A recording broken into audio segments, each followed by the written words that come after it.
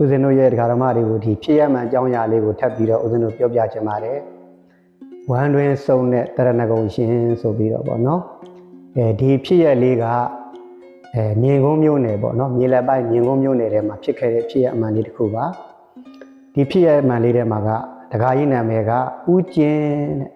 ဦးကျင်ကဘာတွေလုပ်တာတော့ဆိုတော့ဒီကနေ့ခေတ်လေးဆိုရင်တို့စီစုံကြီးတွေလေစီတွေကြိတ်တဲ့ပေါ့နော်နှမ်းတွေတို့မြေဘဲတွေတို့ကြိတ်တာပေါ့နော်စီကြိတ်တဲ့စီစုံကြီးတွေပေါ့နော်စီစုံတွေလောက်တာသူကဒီလူတစ်ဖက်လောက်မကတဲ့တစ်ပင်ကြီးတွေကိုသူကဒီလိုမျိုးပေါ့နော်ထွင်းတာပေါ့ဗျာလက်မှုပညာနဲ့ထွင်းပြီးတော့သူကစီစုံတွေလောက်ရောင်တာပေါ့ဦးကျင်ကထားပါတော့တရက်တော့ဦးကျင်ကသူ့ရစရာရှိတဲ့စီစုံကိုအကျွေးလေးတွေကိုသူကရွာတရွာမှာတွားတောင်းတာပေါ့နော်တွားတောင်းတဲ့ခါကျတော့အဲ့ဒီရွာရောက်တဲ့ခါကျတော့ဒီသူရစရာရှိတဲ့ငွေကြေးနဲ့ဟိုကပေးရမယ့်လူကသူပေးရမယ့်ငွေနဲ့တယောက်နဲ့တယောက်ကဟိုငွေကြေးတွေကဟနေတာပေါ့ဗျာသူကရစရာကဘယ်လောက်ရှိတာ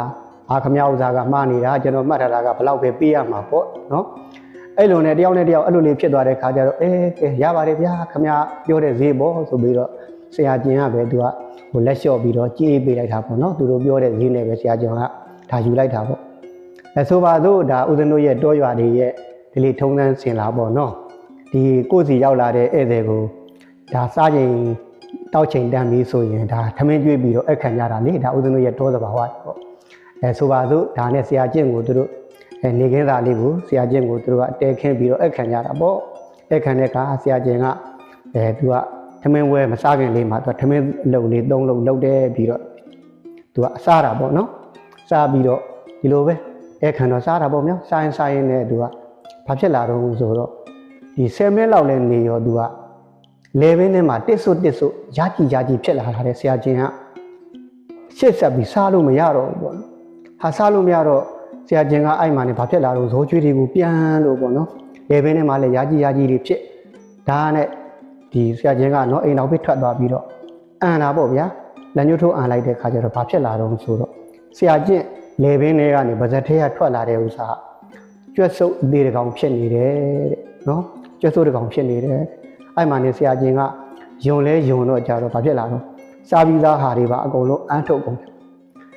နဲ့အင်ရှင်ယောက်ျားကတော့ဘာမှမသိရှာဆရာကျင်ကိုရေတစ်ခွက်ပြီးတစ်ခွက်ခတ်ပြီးတယ်တဲ့ဟိုကရေတွေပလုတ်ချင်းထွေးပေါ့နော်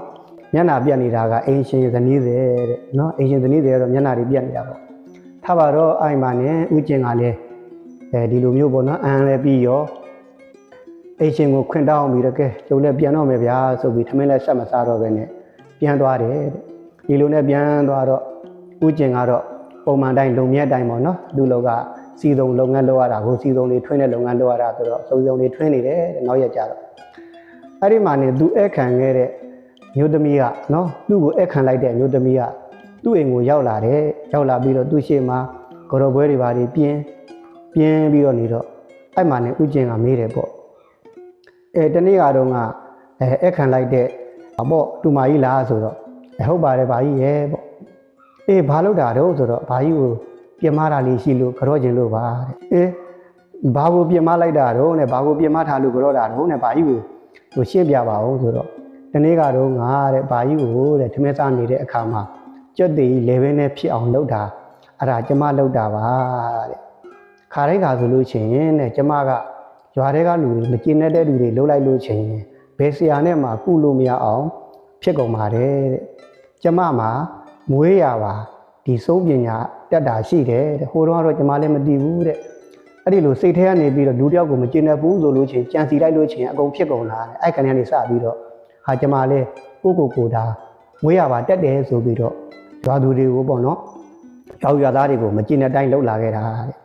အဲ့ပုဂ္ဂိုလ်တွေတဲ့ဘယ်ဆရာနဲ့မှကုလို့မရအောင်လေးကုန်ကြတယ်ဘာကြီးကြတော့လှုပ်လို့မရဘူးတဲ့အဲ့ဒါဘာကြီးမှာဘာအဆောင်နေများရှိပါသလဲဘာကိုင်းနေများဆိုထိုးထားပါသလဲပေါ့နော်အဲ့ဒါ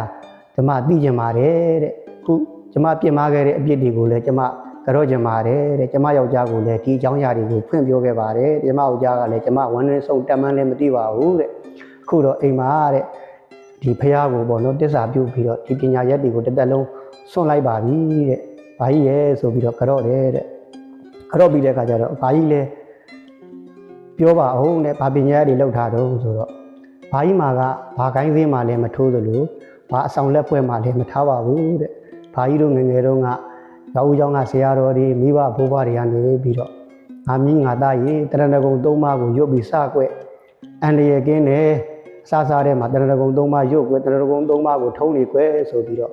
ဘာကြီးကတဲ့ထမင်းစားမယ်ဆိုရင်မစားခင်မှာထမင်းလုံးလေးတစ်လုံးစုပ်ပြီးတော့ဗုဒ္ဓတရဏကိစ္ဆာမိတစ်လုံးစုပ်ဓမ္မတရဏကိစ္ဆာမိတစ်လုံးစုပ်သံဃာတရဏကိစ္ဆာမိဆိုပြီးတော့စားခဲ့တာပါတဲ့ဘာကြီးအဆောင်ကတော့တရဏဂုံ၃ပါးပါပဲကွယ်ဦးဇင်းတို့တရားဓမ္မတွေကိုပေးခြင်းတဲ့မဆက်လေးကတရဏဂုံ၃ပါးလေးပဲဆိုပြီးတော့အထင်မသေးလိုက်ပါနဲ့နော်ဝမ်းတွင်သုံးပညာဇေယတော်မှပြူသားလို့မရအောင်တကူအစွမ်းထက်ပါတယ်ဒါကြောင့်မို့လို့စားလေတရဏဂုံသွားလေတရဏဂုံအိတ်လေတရဏဂုံအချိန်ရသမျှတရဏဂုံကိုထုံမွန်းနေကြပါလို့ဦးဇင်းတို့ကတိုက်တွန်းနေပါတယ်ဗျာနော်